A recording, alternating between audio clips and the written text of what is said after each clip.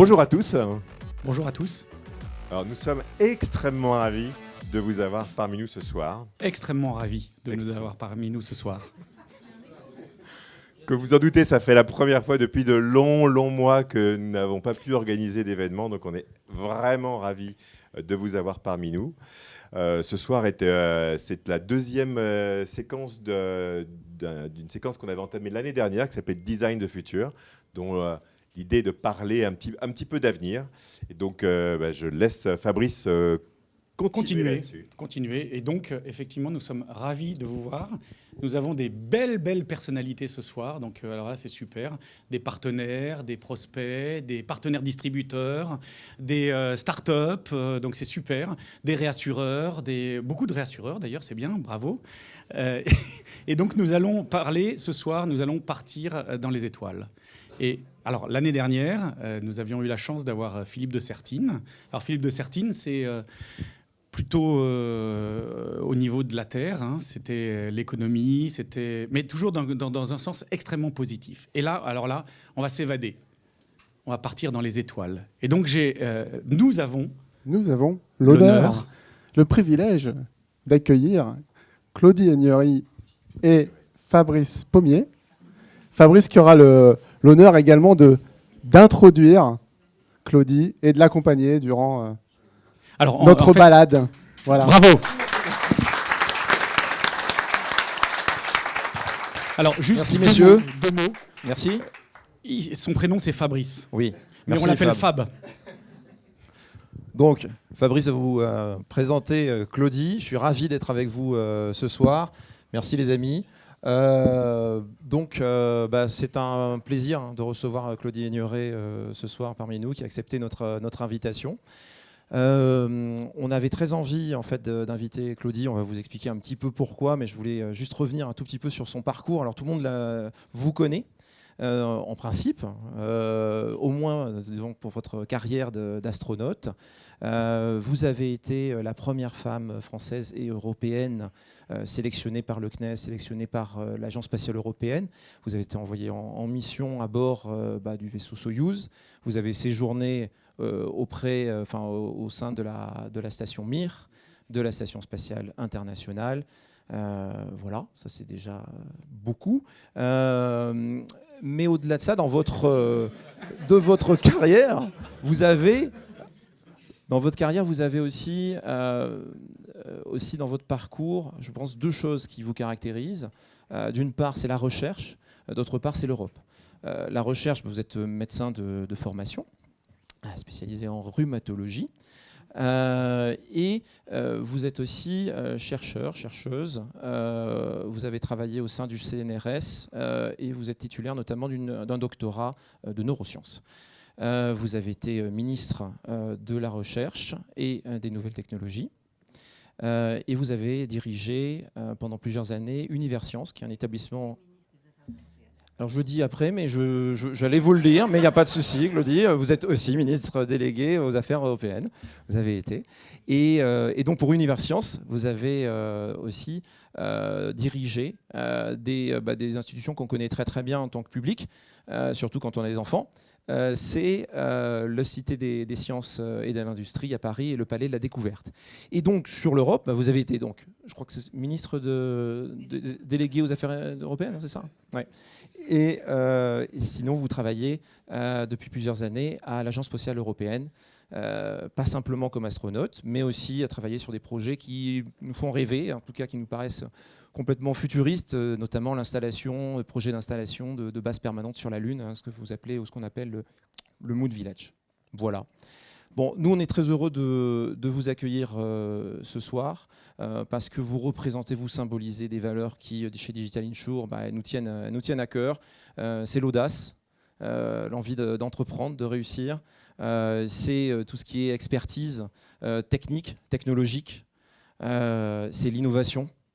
Et puis, il y a quelque chose qui nous plaît beaucoup, c'est aussi toute la diffusion du savoir, le fait de rendre accessible au plus grand nombre des savoirs et des techniques. Voilà. Donc, merci encore d'avoir accepté notre invitation ce soir. On va explorer ensemble plusieurs thématiques. Au nombre de 4 ce soir. Et on va commencer par la première, qui est sur la coopération dans les projets spatiaux. Jingle.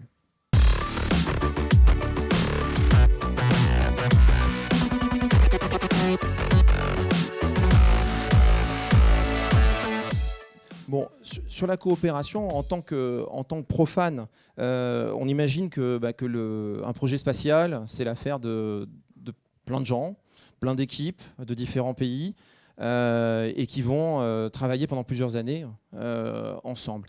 Mais voilà, pour vous poser cette question sur la coopération, je vais laisser un vrai journaliste, parce que, comme disait quelqu'un, parce que moi je ne suis pas vraiment acteur et je ne suis pas non plus vraiment journaliste, je vais laisser un spécialiste de l'aéronautique que vous connaissez un petit peu et qui a souhaité vous interroger sur ce thème.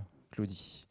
Chère Claudie, tu as passé plus de 25 jours dans l'espace, tu as pu observer la Terre avec ce qu'elle a de plus beau, tu as pu observer aussi des orages, des cyclones, mais aussi des pollutions, tu as vu des frontières et même quelquefois le résultat de conflits. Avec tes collègues qui sont partis dans l'espace, avec cette communauté d'extraterrestres dont tu fais partie, avez-vous conscience de vos différences, mais aussi et surtout de vos bienveillances les uns envers les autres, somme toute envers l'humain? Vaste question. Hein. Ouais, c'est Gérard Felzer, voilà, si vous l'avez bien reconnu. Effectivement, que je connais depuis longtemps. Je suis ravie de passer ce moment avec vous. Merci beaucoup pour votre invitation. Et puis, merci Fabrice pour la présentation. Alors, réagir sur ce premier thème de la coopération, aiguillonné comme ça par la question de Gérard également. C'est vrai que c'est quelque chose qui me tient beaucoup à cœur. J'ai vu dans le titre que vous aviez évoquer coopération, mais aussi compétition. Et bon, je pense que vous entendez tous parler de ce qui se passe dans l'espace en ce moment. Et parfois, on met en avant plutôt les aspects de compétition de ces grandes puissances émergées et émergentes là, largement, qui sont aujourd'hui dans une forme de course à l'espace, dans cette conquête spatiale, qui n'est pas la même que celle qu'on a pu connaître au XXe siècle, mais... Et donc, il y a bien sûr une compétition géostratégique, enjeu de souveraineté, compétition économique. Mais moi, je l'ai vécu vraiment dans la coopération. Et j'en parlais avant de le faire avec vous. C'est vrai que je suis partie à l'entraînement. J'ai donc été sélectionnée en 85 et je suis partie à l'entraînement en 92 à la Cité des Étoiles, près de Moscou. Les 2 fois, j'ai utilisé la fusée Soyouz et la capsule Soyouz pour aller, la première fois, il y a 25 ans, en train de fêter le quart de siècle, en 96 à bord de Mir, et la seconde fois il y a 20 ans, en 2001, dans la Station spatiale internationale. Mais je suis toujours partie avec le système russe, et je suis donc arrivée en 92 dans une coopération franco-russe, mise en place avec le général de Gaulle, premier, et Jean-Loup Chrétien en 1982, donc une longue tradition. 92, c'est la date, transition, Union soviétique, Russie. Je rentre dans un environnement très militaire, hein, bien évidemment, à cette époque, même s'il y avait déjà une diversité de profils. Et puis, j'ai vécu une tranche de vie extraordinaire. J'ai passé 10 ans de ma vie en Russie, entre 92 et 2001, début 2002. Et j'ai vu cette coopération franco-russe teintée de militaires, de forces des agences qui programmaient, avec le début de coopération entre les États-Unis et la Russie. Peut-être certains de vous se souviennent, 1995, le programme Shuttle Mir, l'énorme navette spatiale américaine qui vient s'amarrer sur la station Mir. Je ne sais pas si vous voyez sur le plan déjà des éléments de coopération, puis de l'ingénierie pour mettre en place le nœud d'amarrage qui allait bien entre ces 2 énormes infrastructures. Et quand je suis arrivée, moi, en 96 à bord, Shannon Lucid, qui était là-haut, était une Américaine qui était arrivée avec la navette. Donc voilà, on commençait à entrer dans ce système-là. Puis les Européens de toute nationalité. Je suis rentrée à l'Agence spatiale européenne en 99, donc après ma sélection par le CNES en 85. Puis la Station spatiale internationale. Magnifique outil diplomatique de coopération, à la fois scientifique culturelle et diplomatique de haut niveau, parce que je parlais de navette tout à l'heure. La navette a été arrêtée en 2011 et ça n'est que cette année, en 2021, que les Américains ont une possibilité d'accès pour leur équipage à l'espace avec Crew Dragon d'Elon Musk et de SpaceX, alors qu'avant c'était les vaisseaux Soyuz qui allaient à la station. Donc là, c'est pareil. On sent ce que veut dire cette coopération qui s'était construite.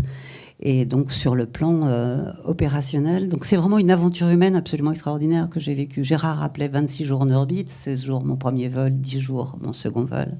Je n'ai pas fait partie d'expéditions de longue durée, je ne suis pas allée sur la Lune et je n'ai pas fait de sortie extravéhiculaire. Mais je fais partie des 570 personnes qui ont eu la chance d'aller en orbite, ce qui est quand même déjà pas mal. Et des 60 femmes dans les 570, pour préciser la proportion, 10%.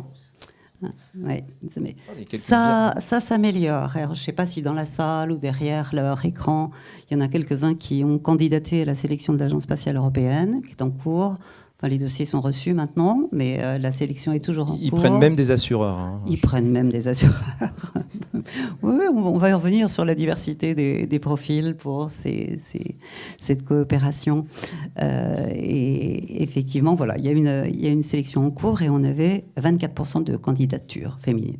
Donc, ça progresse un petit peu. Je ne sais pas dans vos métiers si c'est une problématique telle qu'elle est dans les métiers de la science et de l'ingénierie et du numérique. Mais voilà, ça progresse un petit peu. Donc, coopération, c'est vraiment quelque chose avec lequel j'ai vécu pendant toutes ces années. Et il parlait de la bienveillance, Gérard, dans cette façon de travailler ensemble.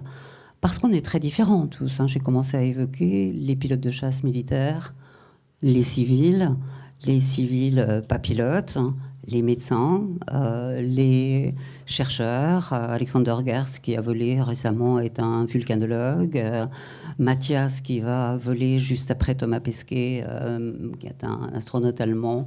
Mathias est un ingénieur en génie mécanique. Donc voilà, des profils très, très différents. Donc des différences culturelles, des différences générationnelles, les rookies, premier vol spatial, et puis les vétérans, avec à l'époque, moi, plein d'étoiles rouges, c'était des Geroï de l'Union soviétique, donc des héros, qui avaient déjà 5, 6 vols spatiaux, donc cette diversité, la diversité de genre, bien qu'on n'était pas très, très nombreuses à l'entraînement.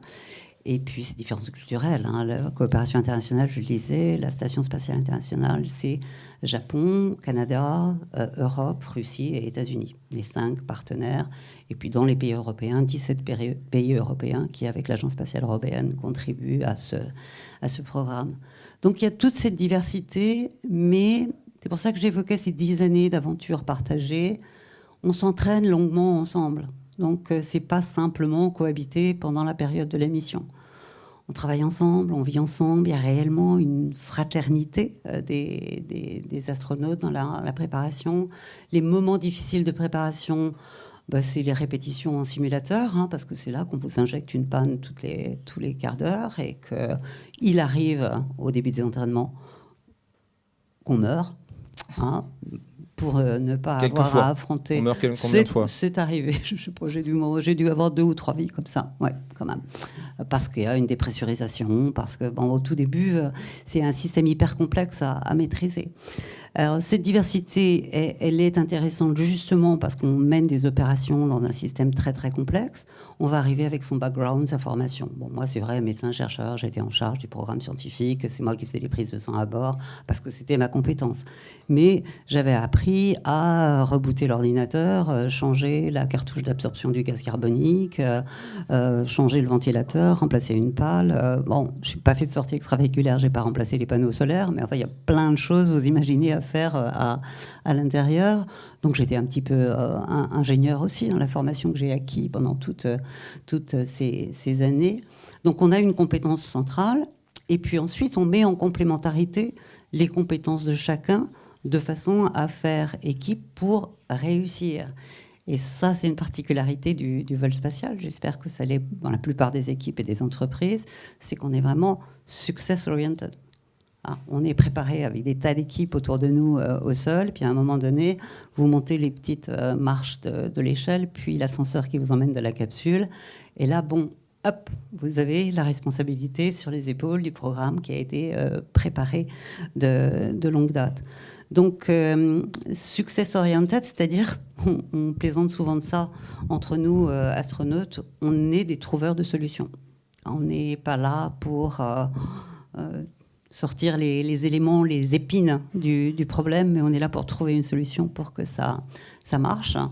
Donc, voilà, avec ça fait qu'en général, ça se passe bien, très bien à bord. Et je rajouterai encore une chose supplémentaire, c'est cette chance d'être en orbite autour de la Terre. Une orbite station spatiale, c'est 400 km. Une orbite, donc vitesse de satellisation 28 000 km/h, donc une orbite en 90 minutes. Donc par le hublot, on voit 45 minutes de jour et 45 minutes de nuit. Cette Terre magnifique, cette planète bleue et blanche. Et on reçoit un petit peu comme un choc la première fois. Et puis c'est une magie et une fascination qui s'arrête jamais, même quand on a la chance de voler plusieurs fois. La beauté de la planète, mais aussi son isolement dans le cosmos noir, la très très mince couche d'atmosphère qui fait que la vie est possible sur Terre. Et pour l'instant, on n'a pas trouvé d'autres formes de vie nulle part ailleurs. On va en chercher sur Mars, mais bon, des formes anciennes. Et donc cette fragilité, puis la vulnérabilité, bien évidemment, parce que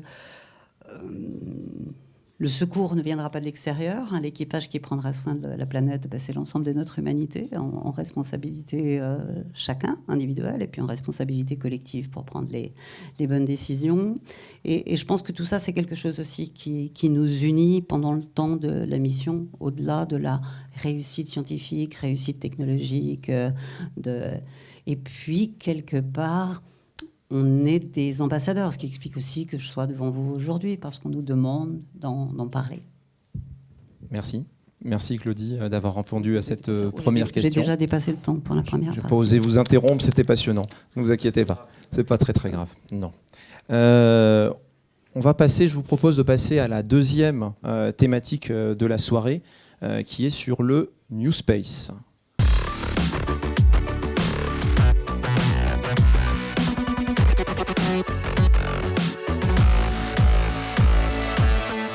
Alors pour cette deuxième thématique, on a fait un petit clin d'œil avec le thème La Nouvelle Frontière.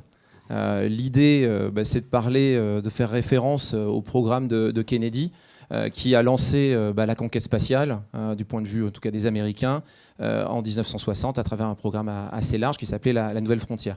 Donc pour vous citer rapidement Kennedy, je trouve que la citation est quand même d'actualité. C'est « Nous sommes devant une nouvelle frontière, que nous le voulions ou non. Au-delà de cette frontière s'étendent les domaines inexplorés de la science et de l'espace, des problèmes non résolus de paix et de guerre, des poches d'ignorance et de préjugés non encore réduites. » À l'époque, c'était les États qui menaient cette conquête spatiale. Aujourd'hui, alors vous me disiez juste avant qu'on intervienne ce soir, vous me disiez que d'ici 5 minutes et 50 secondes, je crois que SpaceX décolle, c'est ça? C'est à 20h heure française? Je crois que c'est 20h heure américaine, et que ça sera donc très tôt demain matin. Bon, mais on va attendre, on va se lever tôt alors à ce moment-là. Mais effectivement, on a le tourisme spatial qui émerge. On a des nouvelles technologies qui permettent de récupérer des fusées sur des barges flottantes. Il y a des myriades de mini-satellites qui se sont envoyés. Et ce qui finalement caractérise peut-être notre époque, vous me disiez, ce mouvement-là, cette collaboration, cette coopération entre privé et public, entre start-up et grands groupes, vous me disiez, ça s'appelle le New Space. Alors je voulais, Claudie, ce soir, si vous pouvez déjà nous définir un petit peu, nous parler du New Space, comment vous la voyez, comment vous pratiquez le New Space, que vous intégrez dans ce New Space depuis l'Agence spatiale européenne, et finalement, est-ce que vous trouvez ce mouvement ce nouveau bénéfique sur la recherche, sur le développement dans l'industrie spatiale? Il y a un jingle ou il n'y a pas de jingle? Il n'y a pas de jingle. Il n'y a pas toujours un jingle. La parole est à vous. Merci Fabrice. Oui, alors faire une définition du New Space, je vais essayer d'être schématique. En fait, il y a plein de définitions selon les gens à qui vous allez poser la question. Il y a beaucoup de choses qui sont nouvelles. Hein. Et quand vous avez parlé de nouvelles frontières tout à l'heure de Kennedy, Kennedy a dit aussi une chose dans son discours autour de la nouvelle frontière, dans la mission Apollo et cette génération Apollo, le discours de 61, c'était on n'y va pas parce que c'est facile, mais parce que c'est difficile. Et difficile aussi dans ces aspects de coopération et d'enjeux à maîtriser. Alors, le New Space, il y a bien sûr les nouveaux acteurs, hein, vous avez dit, le spatial du XXe siècle, c'était un spatial d'agence, un spatial avec les enjeux stratégiques, géopolitiques, même l'observation de la Terre, à la limite, à cette époque, avec les satellites, c'était aussi à destination militaire pour contrôler des positions. Donc c'était souveraineté, autonomie, enjeux stratégiques, plus les grands programmes de sciences de l'univers, les programmes scientifiques dans le spatial, ça prend 15 ans, 20 ans entre le moment où l'idée est posée par la communauté scientifique et le moment où la sonde va atteindre sa trajectoire. Là, on a Bepi Colombo qui est parti vers Mercure, n'est pas arrivé encore, déjà parti il y a quelques années. Bon. Donc voilà, ces enjeux-là. Et puis l'exploration, bien évidemment, hein, 61, Gagarine, puis le premier pas de l'homme américain sur la Lune. Bon, tout ça, c'était très institutionnel. Donc des nouveaux acteurs aujourd'hui. Des nouvelles puissances qui rentrent dans le jeu, des puissances spatiales, la Chine, bien évidemment, avec aujourd'hui une planification très progressive et rapide des progrès dans tous les domaines, aussi bien économiques, techniques que de l'exploration, puisqu'ils sont sur la Lune, sur Mars, enfin, ils ont franchi toutes ces étapes. Et il y a une station spatiale chinoise aujourd'hui, qui n'est pas internationale, mais qui est chinoise en orbite, avec des cosmonautes en orbite, justement.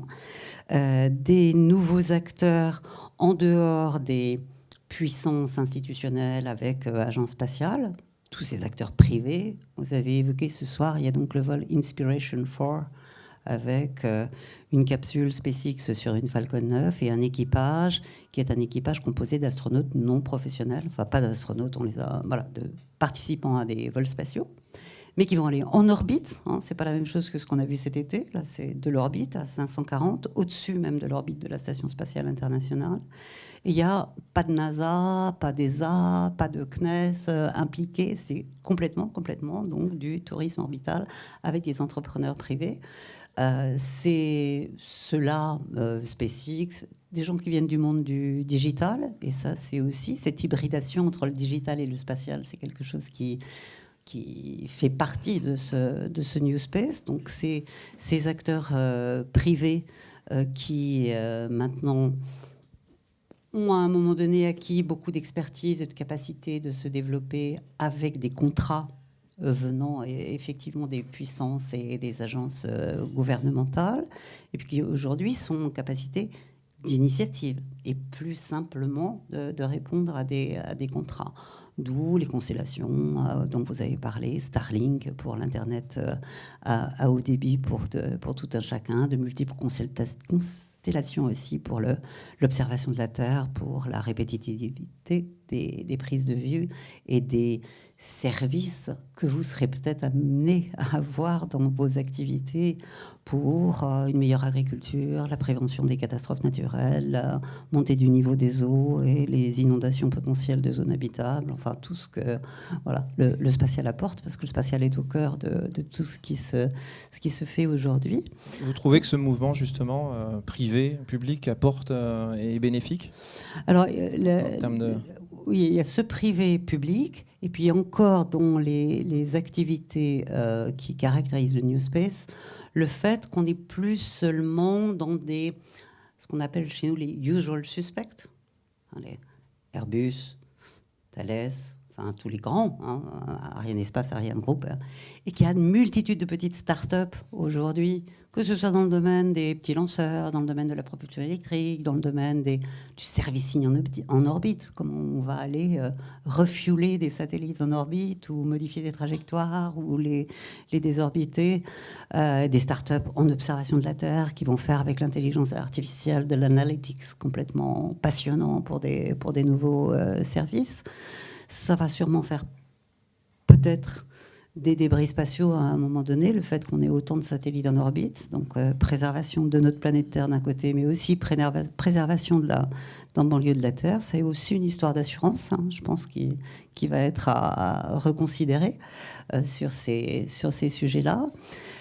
Donc, oui, ça fait briller les yeux. D'un coup, les assureurs quelques débris en espace à assurer. Oui, enfin, ça ne fait pas briller les yeux beaucoup. Et puis, si je vous dis comment on appelle ça, c'est collision exponentielle potentielle. Ça s'appelle le syndrome de Kessler. Je pense que c'est un nom qui vous évoque quelque chose, mais c'est pas le même. Voilà. Aucun rapport. Mais non, il n'y a pas de rapport. Pour l'instant, il n'y a pas de rapport. Donc, ces petites structures, cet écosystème très différent, qui va donner des pensées d'innovation, c'est des façons nouvelles de considérer les problèmes, des façons nouvelles de poser les problèmes et des façons nouvelles de trouver des solutions. Il y a les deux aspects. Et ça, je pense que c'est alimenté et que ça donne de l'agilité aussi, parce qu'il y a plus de rapidité. Quand je disais ces petits satellites aujourd'hui d'observation de la Terre en constellation, les nanos, les micros que vous avez évoqués, les tout petits qu'on envoie en grappe, ils ont la possibilité d'une part d'avoir un temps de revisite beaucoup plus rapide. Il y en a partout, donc ça donne plus de précision. En plus, on en envoie beaucoup. S'il y en a 5 à 10% qui tombent en panne, c'est pas grave, il y a les autres qui prennent la suite. Alors qu'avant, nous, on faisait des plateformes de satellites. Enfin, c'est encore le cas pour les télécoms. Mais bon, c'était zéro défaut, qualité, immuabilité. Donc ça, cette agilité, ça donne quand même quelque chose qui est intéressant. Ce qui veut dire que nous, agence, il faut qu'on se transforme aussi. Hein. On ne peut plus rester dans le rôle de donneur d'ordre qu'on pouvait avoir à un moment donné. Il faut qu'on soit des promoteurs, des façons de faire rencontrer aussi la communauté du spatial, de l'ouvrir à une communauté du non spatial. Alors, celle de l'assurance, probablement, mais elle était déjà dans le milieu spatial. Mais moi, je travaille donc sur des infrastructures sur la Lune. Moi, je vais avoir besoin de parler à des énergéticiens, j'ai besoin de parler à des logisticiens. De toute façon, Jeff Bezos qui veut aller se poser sur la Lune, hein, c'est pour faire la logistique de la Lune. Hein, c'est du Amazon Service, en plus du Amazon Cloud. Hein, ils ont bien compris cette nouvelle économie, cette hybridation avec le digital, l'importance de la donnée. C'est vrai qu'à l'époque de l'ancien space, disons, on était très très fort pour collecter les données et avoir des données formidables, mais on avait séparé le downstream, l'utilisation de la donnée, sa façon de la mettre à disposition, de la mettre au service. Donc c'est tout ça, cet environnement du New Space. Donc ça nous fait tous bouger, mais je pense que c'est le cas dans les perturbations qu'on peut vivre dans des tas d'autres domaines, dans la mutation énergétique tout autant que dans la mutation digitale. Mais c'est vrai que nous, on prend toutes les vagues ensemble, hein, je dirais, parce que la vague du digital, et puisque ceux que je vous ai cités, c'est quand même des gens qui viennent du digital, qui ne viennent pas ni du militaire au départ, ni de la grosse ingénierie des arsenaux. Merci. Merci Claudie. Oui, on est bien, ne vous inquiétez pas. On est bien. Vous êtes bien ? Bon. Donc, on va passer maintenant à la troisième thématique. Je vous propose de passer à la thématique de l'audace.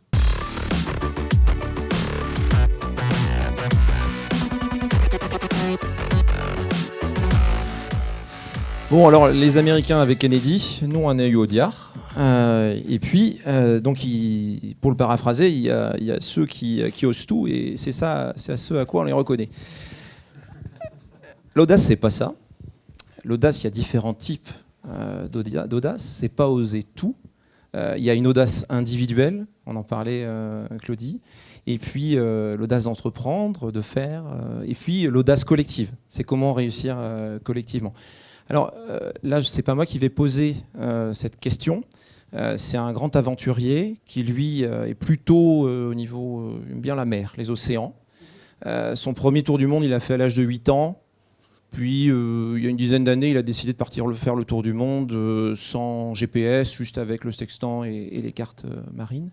Et donc, ce monsieur va vous poser une petite question sur l'audace. On envoie la vidéo. Bonjour Claudie, ravi de te poser cette question. Alors, je me demandais tout simplement, c'est en quoi l'audace d'aller au-delà nous permet finalement de mieux aller et de mieux gérer les risques et de mieux appréhender finalement l'inconnu, ce qui va nous arriver demain. Vous aurez reconnu Yvan Bourgnon, Oui. fameux navigateur. Oui, il est revenu sous les ponts de la Seine. Là. Oui, là, il va naviguait loin. moins, c'est moins... Voilà, c'est très navigable. Ouais.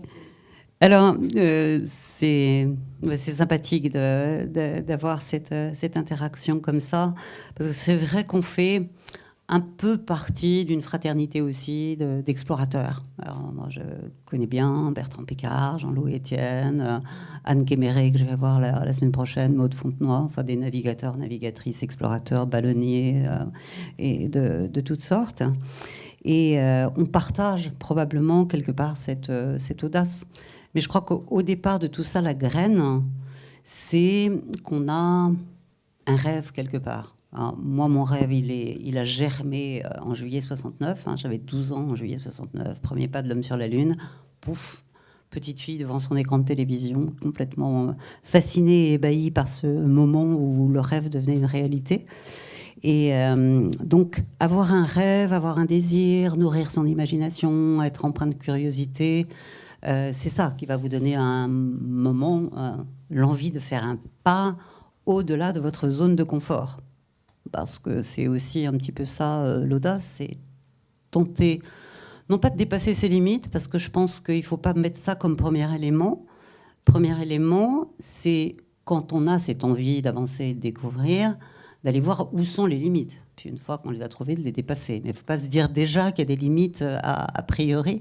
Il faut avoir cette envie de sortir de sa zone de confort, que ce soit voilà, tenter une aventure particulière, partir à l'entraînement en Russie, apprendre le russe, faire des stages de survie, construire des igloos, partir dans une station spatiale au sommet d'une fusée de 50 mètres. Bon, tous ces éléments-là. Mais ça vous permet de faire le premier pas. Et puis ensuite, on n'est pas parmi les astronautes des téméraires qui vont partir à l'aventure sans avoir préparé l'aventure. Donc c'est une audace, je le dis souvent, une audace raisonnée. On s'attache à connaître cet environnement hostile, à en avoir toutes les composantes, à analyser les risques, apprendre à les maîtriser, apprendre à se sortir de situations qui seraient non nominales dans notre jargon. Et c'est là où les simulateurs sont parfois un peu compliqués. Et c'est aussi pour ça que j'ai appris à tirer sur des ours potentiels au cas où j'atterrisse à un endroit qui n'était pas l'endroit. Ça, c'est pour la Russie prévu. C'était pour la Russie. Oui, je ne suis pas sûre que sur Crew Dragon, ceux qui vont partir cette nuit, non, ils aient appris à tirer sur les ours. Ah ben, ça peut arriver n'importe où. Hein, si vous ne désorbitez pas au bon endroit. Oui. Après, ouais. On a un petit passeport bleu de citoyen de l'humanité. Donc, où qu'on tombe, on peut être protégé, récupéré. Oui, c'est ça. Ouais. Ce que vous m'avez appris, effectivement. J'ai un petit passeport particulier. Donc voilà, cette audace, elle est raisonnée parce qu'elle s'appuie sur toute cette préparation et cette façon d'avancer. Elle s'appuie sur les compétences qu'on a pu acquérir. On a une confiance en soi, une confiance dans un système dont on a analysé les risques, et puis la particularité de nos expéditions, c'est qu'on est en équipage. Donc il faut avoir confiance aussi dans l'équipage, la façon de travailler ensemble, se comprendre à demi-mot, être des trouveurs de solutions justement pour être toujours dans le succès. Donc là, on arrive à la partie qui est cette audace qui est facilitée par le collectif. Parce que voilà, il y a des choses qui peuvent arriver en support. Le collectif, il inclut le sol aussi, hein, tant qu'on est en orbite basse, et puis même sur la Lune qui n'est qu'à 380 000 km, où il y a un petit délai de communication, mais d'une seconde et demie, on est en temps réel en communication avec la Station spatiale internationale et les centres de contrôle de la mission. Donc on peut compter aussi sur tous ceux qui sont au sol. Ça ne sera pas la même chose sur Mars, hein, parce que Mars... Parce une seconde et demie, nous, on lance le jingle. Hein. C'est à peu près le temps. J'ai déjà dépassé là? Non. Je plaisantais. Allez-y. Donc la seconde, elle peut rendre plus compliqué des opérations en robotique hyper sophistiquées sur des choses complexes. Mais c'est là aussi où cette audace du collectif et de l'équipage et de comment on a travaillé ensemble, ça sera hyper important dans ces missions, par exemple martiennes. Hein, là, c'est 20 minutes de délai de communication. Vous n'arrêtez pas la mission en disant « je ne vais pas bien, je vais rentrer », parce que non, vous êtes sur la trajectographie. Et puis, il faut attendre le bon moment pour revenir. Et c'est là où il faudra, je dirais, assister nos intelligences différentes, expertes, diverses, inclusives, travailler de ces équipages avec des assistants intelligents. Et ça, l'intelligence artificielle. Intelligence artificielle, bien évidemment. Enfin, tout ce type de réflexion, je pense, peut nous aider dans cette audace. Après, moi, je suis quelqu'un qui essaie de prendre du recul et d'essayer de prendre en compte tout ce qui est potentiellement un impact que j'aimerais éviter sur tel ou tel comportement. Puis bon, dans le spatial, on le sent aujourd'hui. Il y a des choses sur lesquelles on a la capacité à faire des tas de choses. Mais est-ce qu'il faut faire tout ce qu'on peut faire ? Il faut quand même y mettre de la sagesse de l'action, de la réflexion, s'assurer un petit peu de ce qu'on fait n'a pas un impact négatif. Donc ça, c'est important à prendre en compte, mais je pense que dans cette analyse-là, il y a aussi le risque de ne pas faire. Et c'est ce que j'essaie aussi de raconter aux jeunes qui me disent « bon, non... » Voilà, il y a un risque à faire, bien sûr, et il y a un risque à faire quel que soit le moment de la vie, mais il y a aussi un risque à ne pas faire, à ne pas être là. Et je parlais tout à l'heure de coopération, il y avait un élément que je n'avais pas évoqué, c'est de se dire, quand il y a une grande aventure de l'humanité qui va bouleverser, qui va changer. Je parle mission lunaire, mission martienne, non pas pour fuir la planète A. Hein, ça, je ne suis pas dans les dérives de certains sur la transformation d'un humain, une espèce multiplanétaire qui quitterait celle-là parce qu'elle est achetée à la poubelle. Pas du tout. Mais j'ai perdu le fil. Vous étiez presque sur le transhumanisme, je pense. Non, mais juste avant. Oui, tout petit pas d'avant. Sur le risque, la prise de risque et le risque de ne pas faire. Ou le risque de ne pas être dans une aventure. Et j'évoquais cette aventure d'expansion de l'humanité qui va se faire sous une forme ou une autre en coopération internationale. On ne peut pas aller sur Mars avec un seul pays, même si Elon Musk dit qu'il y sera en 2028, je crois. Bon, on ne peut pas. C'est pas possible. Et donc...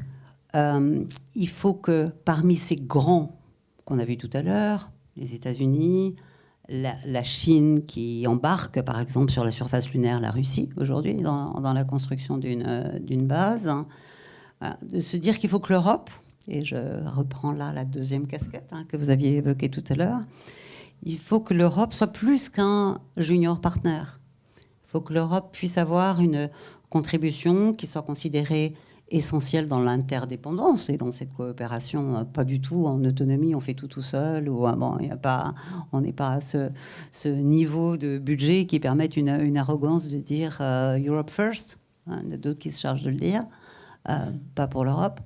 Mais donc il faut, je pense, qu'il y ait même cette audace stratégique, je dirais, pour accompagner cette ambition et pour que l'Europe ait les moyens de se trouver dans la conversation autour de la table de négociation. Table de négociation qui verra se mettre en œuvre les aspects de gouvernance, de standards, de normes, d'assurance, de safety zone, de protection de propriété intellectuelle, d'exploitation de ressources, puisqu'on en parle aussi aujourd'hui.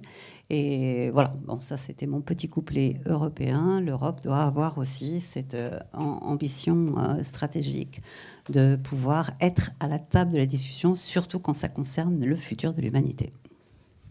Merci. J'ai dépassé 1 minute 50. Tout va bien. Tout va bien. Merci Claudie. On C'est va une passer audace politique, maintenant... quoi, celle-là. Oui. Oui. Collective en plus, hein, si elle est européenne. Ouais. Ouais. Surtout si elle est européenne. Ouais. On va passer maintenant à la 4e et dernière thématique. C'est sur la science et la technologie accessible à tous. Et donc, c'est bien, jingle.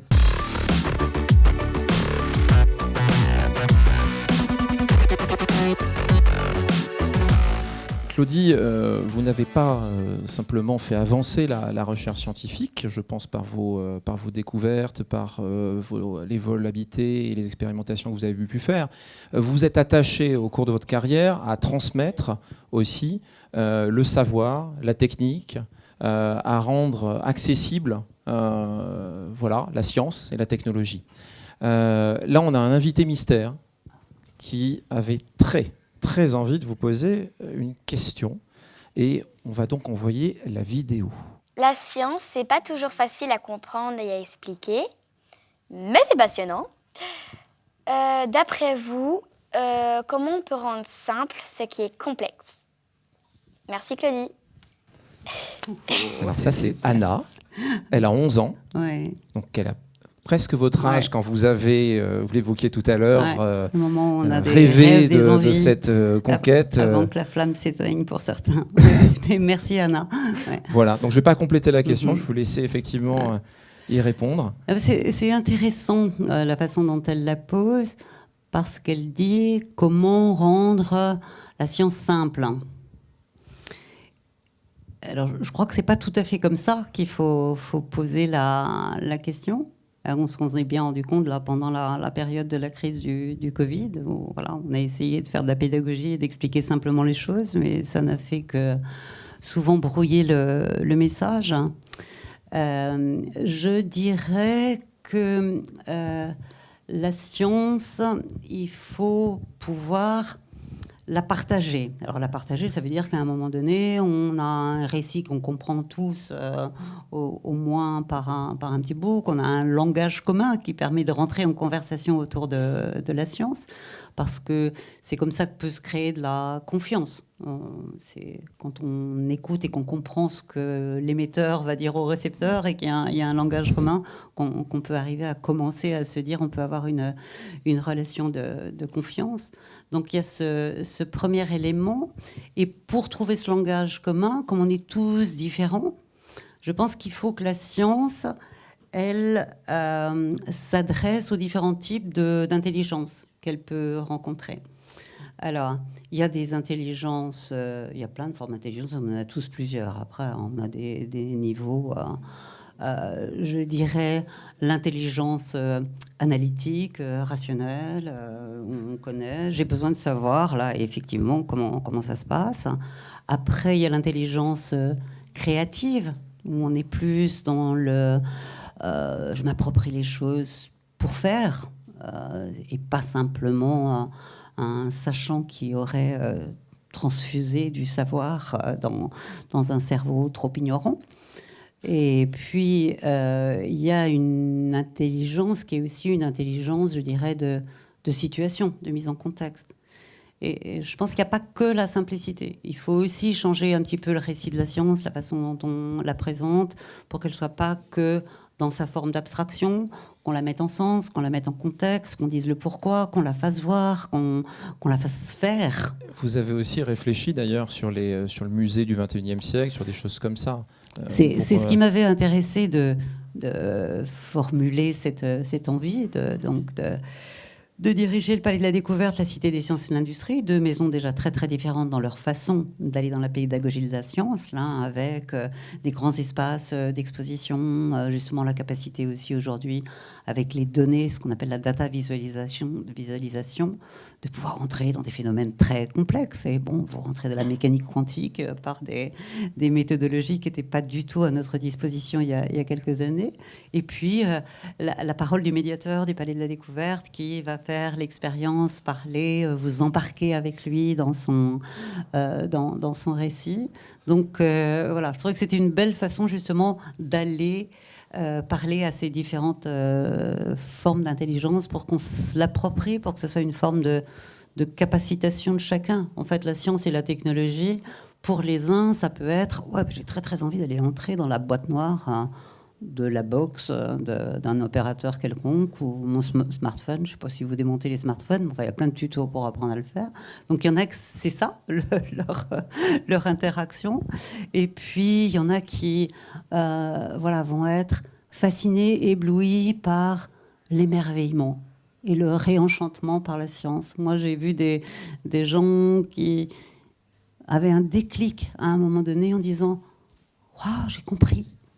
Quand on arrive à trouver comment tirer le fil pour que il y ait cet étonnement et cet émerveillement, cette émotion de la découverte, je dirais, c'est des choses qui sont passionnantes. Alors ça veut dire à l'école. Alors à l'école, bien sûr, il y a les fondamentaux. Je dis toujours l'éducation à l'école, c'est l'éducation qui prépare, mais on a besoin aussi d'avoir une éducation qui inspire. C'est pas toujours le cas à l'école, même si aujourd'hui, moi, je trouve qu'il y a quand même pas mal de choses qui sont faites pour faire évoluer. Mais voilà, c'était cette idée de se dire que la science et la technologie, ça donne des clés de compréhension, ça permet, parce qu'on comprend, qu'on partage, qu'on en discute, qu'on est en conversation, qu'on est en débat avec les autres sur ces sujets, d'avoir un peu plus d'esprit critique par rapport à des masses d'informations qui peuvent circuler et dont on ne sait pas toujours la nature. Je disais encore récemment, au XXe siècle, jamais on ne m'arrêtait dans la rue pour me demander ce qu'on me demande aujourd'hui. Madame, vous qui êtes allée dans l'espace, est-ce que la Terre est plate ? Non, mais on me le demande, là, dans les 10 dernières années. Vous répondez ? Bah oui, bien sûr, mais évidemment qu'elle est plate. Et puis, c'est pas grave, le réchauffement climatique, la montée des eaux, de toute façon, ça débordera. Et puis, ouais, c'est évidemment. Après, on éponge, hein, c'est ça ? Après, on éponge. Mais on ne posait pas du tout ces questions-là. Donc, il y a aussi cette puissance de la science, son accélération, la nécessité d'avoir une prise de distance, une remise en sens. Et les jeunes qui cherchent aujourd'hui leur premier job, ils peuvent être sur l'exigence de l'excellence, de la qualité qui sera là, de l'expertise, mais ils sont beaucoup sur le sens, l'impact. Et moi, je pense que la science et la technologie, si on a quelques clés de compréhension, pas obligatoirement parce qu'elle est simple, parce qu'elle n'est pas simple, elle ne dit pas la vérité, la recherche, c'est le doute, mais ça permet d'avoir cet esprit critique, ce libre arbitre aussi, de prendre ses choix, ses décisions en individuel, et puis pas de les confronter dans quelque chose d'ouvert et constructif et empathique avec ceux qui vous entourent. Donc ça, c'est un élément important. Et puis ensuite, les carrières scientifiques et techniques, elles sont passionnantes. Il y a une employabilité importante. On le voit bien, là, à la sortie de la crise aujourd'hui. Et puis, c'est des métiers bien payés. Quand vous rentrez dans le numérique ou dans l'ingénierie de haut niveau. Alors, les carrières de chercheurs, peut-être pas trop. J'espère que ça va bouger un peu. La guerre des talents est lancée depuis longtemps, d'ailleurs. Et voilà. Et en plus, c'est cette forme de capacitation, d'émancipation pour affronter la complexité de la vie, mais aussi l'appétit qu'on peut en avoir. Alors, rendre la science simple, c'est aussi participer à écrire un récit pour demain. Je trouve que moi, à mon époque, on avait de science-fiction qui était plutôt du côté de l'utopie, d'ailleurs. Aujourd'hui, c'est quand même que de la dystopie. C'est quand même, ça se finit toujours mal, quand même. Et donc voilà, moi j'ai eu la chance de vivre à cette période où sciences, ingénierie, technique, c'était porteur de progrès, on allait construire un monde nouveau. Et là, j'ai l'impression de temps en temps qu'on rentre, comme le disent les jeunes aujourd'hui, et c'est vrai que ça m'a interpellée. Ils m'en parlaient l'autre jour de dissonance cognitive. C'est-à-dire que, ouais, ils aimeraient pouvoir rêver et se dire que, pourquoi pas, le Moon Village, village lunaire, je sais pas, des expéditions. Moi, j'ai été biberonnée à Connaissance du Monde dans les maisons de la culture, dans ma Bourgogne natale. Donc, à Runtaziev, Volume du Victor, moi, c'était ça une fois par mois. Donc, cette dissonance, il l'exprime en disant, on sait que nous, on ne pourra pas. C'est pas pour nous. Et ça, c'est vrai que ça me perturbe. Je suis en train de me dire qu'il faut que je me réengage peut-être dans certaines actions pour que voilà, on ne soit pas sur au moins la configuration de futur qu'on pourrait souhaiter. Et donc de trouver des clés pour y entrer. Alors, la science et la technologie, c'est une possibilité. Et puis après, il y a toutes les autres possibilités qui vont vous permettre d'être des architectes de demain. Merci Claudie. Merci beaucoup. Merci à vous.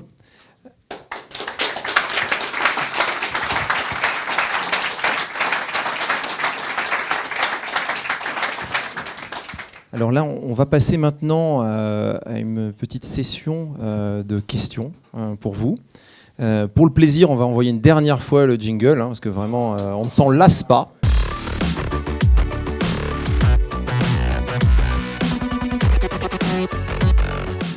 Donc on va commencer par des questions du public. Alors moi j'ai entendu qu'il y avait quelqu'un, il y avait un scientifique dans la salle qui avait envie de poser la première question.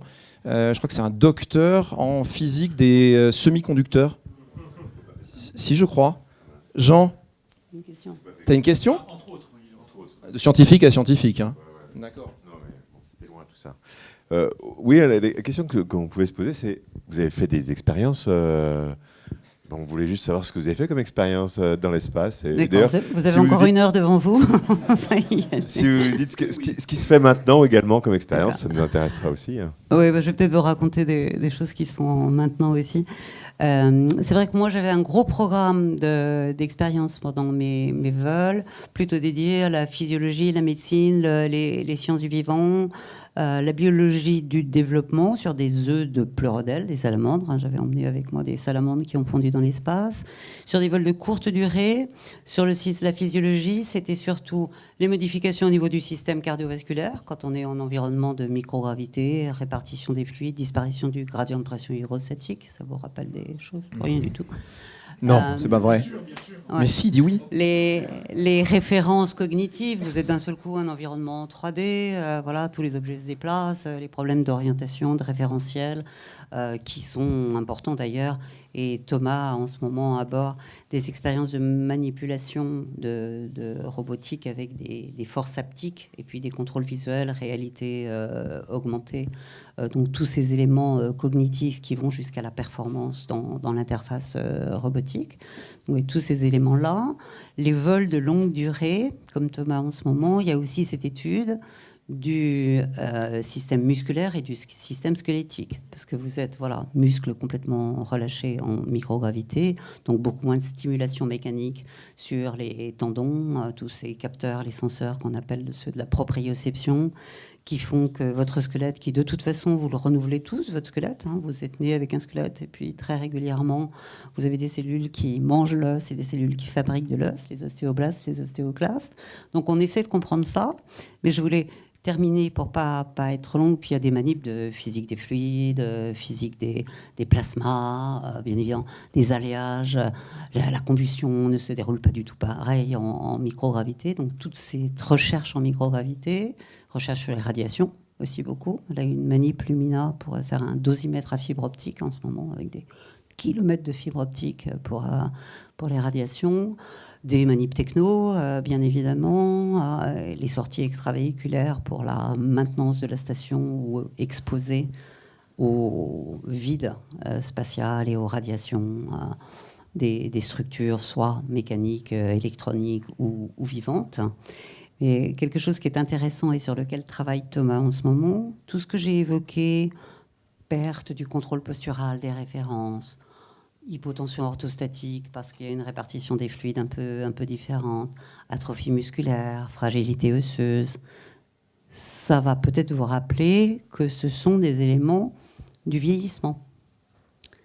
Et en fait, les chercheurs sont très intéressés aujourd'hui parce que la microgravité est un modèle de vieillissement accéléré, réversible. Donc c'est super intéressant pour les chercheurs. Un vieillissement réversible. Fabrice, On oui, en c'est rêve ça. tous.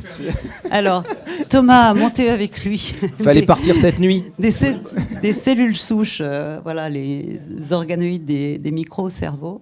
Et voilà, pour étudier cet aspect du vieillissement, des articulations, des synapses, de la connectivité neuronale sur des organoïdes. Donc, il y a plein de choses passionnantes. On ne peut pas s'affranchir de la gravité au sol. Le seul endroit où on peut tester ces hypothèses de l'impact de la gravité sur les lois de la physique, sur les lois du développement du vivant, c'est le laboratoire en microgravité. Et puis en plus de ça, on fait de la télémédecine, de l'interface robotique, enfin voilà, plein de choses importantes pour la Terre, pour l'humain, et puis pour l'avenir de l'humain quand on envisagera des missions plus lointaines. Merci. Est-ce qu'il y a une autre question? Oui, Laurent. Oui, peut-être juste, vous, justement, quand vous projetez, qu'est-ce qui vous fait rêver aujourd'hui? Vous parliez comme sur la Lune, en 67, quand vous étiez petit. Aujourd'hui, vous avez une très grande expérience. Qu'est-ce qui vous ferait, qu'est-ce qui vous fait rêver? Qu'est-ce qui vous étonnerait peut-être dans les 15-20 ans à venir? Alors, je vais juste le dire au micro pour ceux qui nous suivent sur les réseaux sociaux. C'est la question. Et qu'est-ce qui nous fait rêver? Qu'est-ce qui vous fait rêver, Claudie? Peut-être deux réponses. Vous avez parlé de la Lune, c'est vrai, et en plaisantant tout à l'heure, je disais que j'avais un regret, c'était de ne pas avoir marché sur la Lune. Donc si on m'appelait pour prendre un entraînement pour partir sur la Lune, je crois que je dirais oui. On ne va pas m'appeler, je prépare ça pour les plus jeunes générations. Mais j'ai beaucoup travaillé, comme le disait Fabrice tout à l'heure, sur cette histoire de Moon Village, qui est cette possibilité d'implanter des infrastructures sur la Lune pour apprendre à y vivre, à y travailler, à gérer, stocker l'énergie, l'économie circulaire, gérer les déchets, enfin la mobilité, tout ce qu'on peut envisager. Et là, mon rêve, ça serait que vraiment on se mette en coopération multilatérale, pacifique, pour faire en sorte qu'on ne reproduise pas sur Terre la désinvolture qu'on peut avoir sur la gestion de ressources finies, etc. Qu'on essaie de le faire dans une gouvernance la plus ouverte et constructive possible, qu'on soit inclusif dans notre diversité, c'est-à-dire que il y a des pays qui n'ont pas les moyens aujourd'hui de participer à ça. Je pense à l'Afrique, je pense à l'Amérique latine, mais ils font partie de l'humanité, donc il faut les embarquer. Donc voilà, ça c'est un petit peu mon rêve. Alors, je reviens à ce que je disais tout à l'heure, tant que l'Europe n'est pas à la table des négociations, une petite voix parmi les 195 pays des Nations Unies, ça ne s'entend pas, ça ne le fait pas, quand il y a effectivement les grandes puissances aujourd'hui. Donc ça, c'est ma partie gouvernance, bien commun, avenir de l'humanité. Et mon deuxième rêve, parce que j'ai été impliquée quand j'étais ministre de la Recherche à l'époque, c'est moi qui ai porté pour le gouvernement français et au niveau européen le démarrage du projet ITER à Cadarache, la fusion nucléaire, la fusion au cœur des étoiles pour une énergie inépuisable et sans déchets. Je suis allée à Cadarache récemment. C'est fantastique. Ça, c'est de la coopération multilatérale. Il y a, la Chine est là, la Corée, enfin tout. Ils sont tous là. Je fais le tour du monde pour ce projet. Et voilà, alors on n'en est pas encore au démonstrateur, on n'en est même pas à l'ignition qui fait qu'on récupère plus d'énergie que ce qu'on a mis en entrant. Mais c'est un projet fantastique et voilà, c'est ce que je disais tout à l'heure. Le risque de ne pas faire. Parce qu'il y a eu beaucoup de gens qui m'ont dit à l'époque, oh là là, mais c'est pour 2050, ça va coûter très cher. Et si on fait de la fusion, on ne fera pas autre chose. Et on a réussi à mettre en place cette dynamique internationale. Ça avance, ça progresse. Ce n'est pas pour 2030, mais on ne pouvait pas ne pas faire. Et j'aimerais ce rêve de atteindre l'ignition et de passer de l'autre côté. Merci. On a une question en fait qui vient de LinkedIn. On va la découvrir ensemble. Donc, je la lis telle qu'elle est. Quel impact pour la planète de développer autant le spatial privé sans régulation ? Oui, j'ai une question très, très intéressante. Alors, il y a deux parties. Si vous voulez me faire parler du vol Inspiration 4 qui aura lieu cette nuit ou du tourisme spatial pour quelques ultra riches qui pourraient aller dans l'espace, je pense que là, de toute façon, ça ne deviendra pas du tourisme de masse. Et bon, je pense qu'il faut être attentif. Mais la question, elle est pas là vraiment. Elle est, je disais tout à l'heure, dans ce New Space, il fallait aussi que les agences deviennent des nouvelles agences dans leurs fonctions, et en particulier pour ce sujet évoqué là, de la régulation pour le bien public, pour ces biens communs que représente l'espace. Aujourd'hui, on est en train de mettre sur la table, on n'est pas arrivé à des textes de régulation, mais de mettre sur la table un texte qui définirait ce que pourrait être un comportement responsable. Bon, ça vous parle, hein, comportement code de conduite responsable. Oui, alors un peu code de conduite. Dans un espace qui appartient à tout le monde, vous me disiez. Dans un espace, le traité de 1967, Outer Space Treaty, qui n'a pas été écrit à un moment donné où il y avait des entreprises privées, où on pensait exploiter des ressources, effectivement, en particulier autour de la Lune. Bon, les corps célestes sont patrimoine de l'humanité, non appropriables par aucun État. Donc là, certains se sont glissés dans le petit trou de l'État, éventuellement appropriation de ressources pour des entreprises privées. Alors après, peut-être qu'on verra même à un moment donné acheter en bitcoin une parcelle de Lune. Je ne sais pas, ça fait partie des modèles économiques que certains avancent, hein, absolument. Donc voilà, les agences doivent être là aussi pour ces aspects de mise en situation au-delà du simple retour économique. Parce qu'il y a une économie orbitale, orbite basse, orbite géostationnaire, les fréquences. Les fréquences, les attributions de fréquences, ça c'est régulé, parce que ça a tout de suite été un problème. Mais aujourd'hui, même l'accès à l'espace comme ça et ces constellations, en réévoquant le syndrome de Kessler, à un moment donné, si ça commence à diverger, on se bouche l'accès à l'espace. On ne pourra plus passer. Et l'espace aujourd'hui, c'est ce qui vous donne les télécoms, le positionnement, la météo, toutes les informations. Voilà, notre vie dépend du spatial. Si on coupe le lien avec les satellites aujourd'hui, la Terre tournera encore, mais nous, on va avoir du mal à tourner correctement. Donc, oui, régulation, important. Et la régulation, le droit spatial, il est très lacunaire. Et donc, on avance, on régule en avançant, en marchant. Mais ce n'est pas obligatoirement les entreprises privées qui vont tout de suite se mettre sur le sujet de la régulation. Donc, est-ce qu'il y a une autre question de la salle ? Si, moi je posais une question, bonsoir madame. Vous avez parlé de oser, vous avez parlé d'audace préparée, vous avez parlé de bienveillance, de coopération, avec un grand C, de diversité, de mixité. La vingtaine de pourcents de femmes qui est arrivée dans cet environnement-là, quel a été l'apport de cette féminité, de ce professionnalisme vu d'un point de vue féminin, dans cet environnement qui a été très masculin, du moins au départ? Est-ce que ça a bouleversé les choses? Est-ce que le mode de fonctionnement de coopération est obligé de s'ajuster?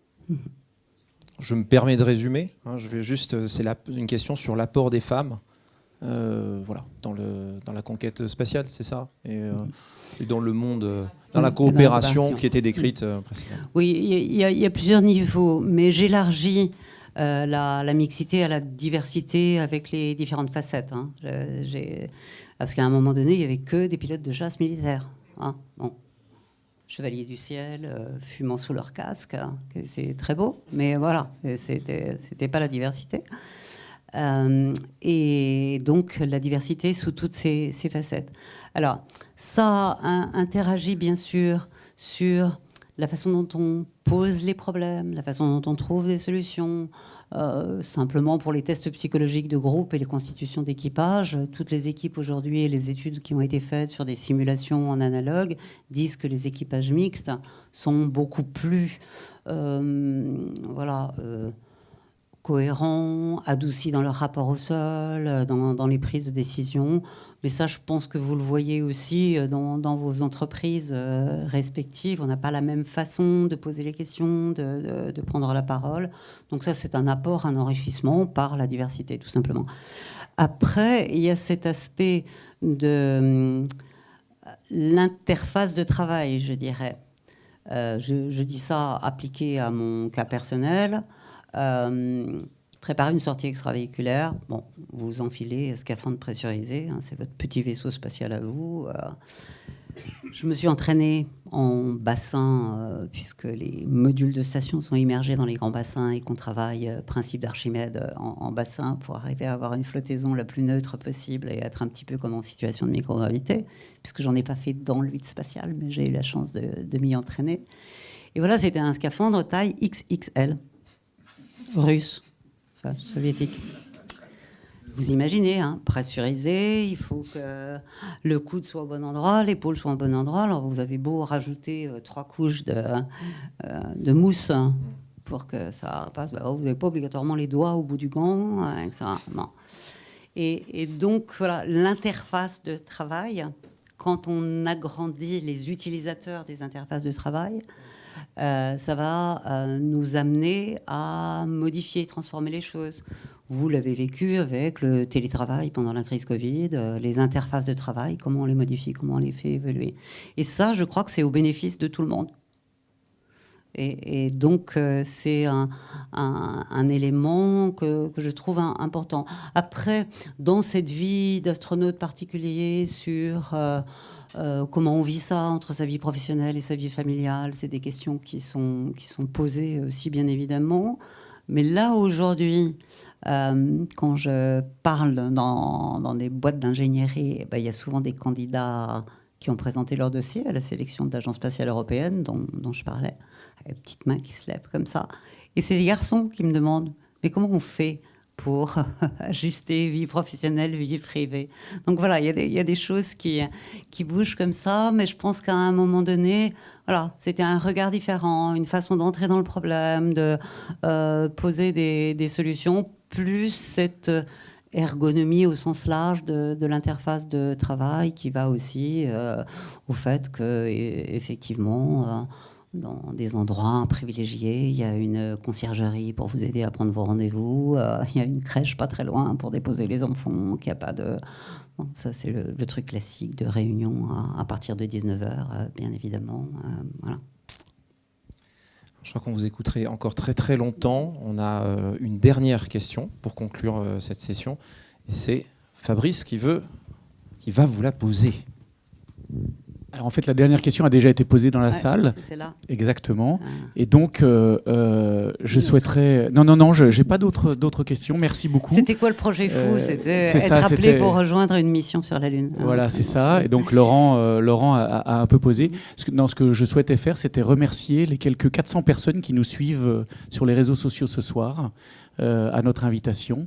Et donc, remercier Claudie au nom de toute la salle, au nom de Digital Insure et au nom des 400 personnes qui nous suivaient. Et peut-être que Richard va maintenant perpétuer une tradition russe. Oula. Non, pas celle-là. Sans vodka. Et vraiment un immense merci, Claudie, pour la richesse de votre intervention. Voilà, alors on souhaitait bien sûr vous remercier pour votre intervention, mais également pour toute votre carrière passée et future au bénéfice de tous, de l'humanité. Voilà. Merci encore.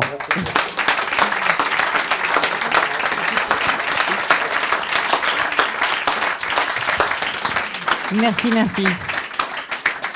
Merci à tous, c'était un plaisir. Et ben voilà, je termine en disant Ad Astra, vers les étoiles. C'est comme ça qu'on se parle. Hein, alors souvent on dit, peut-être ça vous parle aussi, Per aspera ad astra, au travers des difficultés, mais jusqu'aux étoiles.